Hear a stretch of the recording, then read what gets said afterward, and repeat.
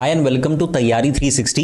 दोस्तों, diplomatic circles में भूचाल आ गया है। वॉशिंगटन पोस्ट ने भारत की इंटेलिजेंस एजेंसी रॉ पर एलिगेशन लगाया कि रॉ चीफ ने यूएस सिटीजन गुरपतवंत सिंह पन्नू की असैसिनेशन के लिए एक हिट टीम हायर की और यूएस इंटेलिजेंस सीआईए ने इसी कनेक्शन में इंडियन नेशनल निखिल गुप्ता को चेक रिपब्लिक से अरेस्ट कर लिया। आइए समझते हैं इशू है क्या।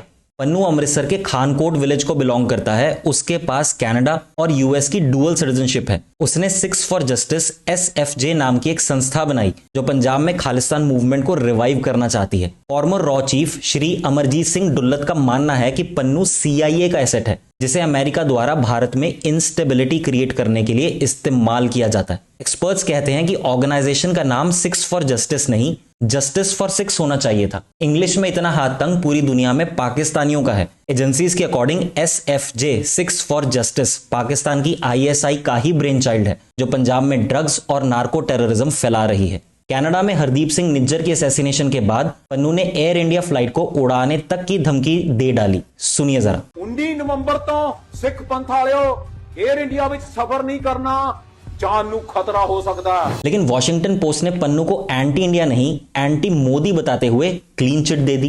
पोस्ट की टोन एक्सट्रीमली डार्क और एंटी इंडिया है। फॉर एग्जाम्पल ये लाइंस पढ़िए। India is a part of expanding roster of countries employing tactics previously associated with China, Russia, Iran, Saudi Arabia and other repressive regimes.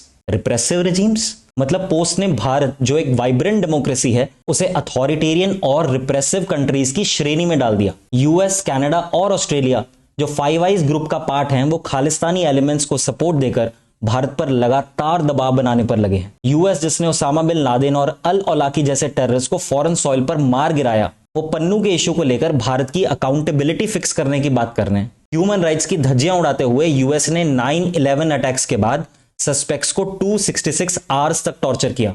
दूसरी ओर 26/11 Mumbai terror attack में involve David Coleman Headley को भारत को सौंपने तक से मना करने वाला यूएस डबल स्टैंडर्ड्स का दूसरा नाम बन चुका है। प्रोफेसर आर्नी गुहा ने वॉशिंगटन पोस्ट को रिप्लाई देते हुए कहा कि हमारी गवर्नमेंट की रिस्पॉन्सिबिलिटी बनती है to protect people from credible threats, और यदि वो थ्रेट्स फॉरेन सॉइल पर मौजूद हों तो as per international law it is perfectly justified to neutralise such threats if the foreign countries unwilling to do so.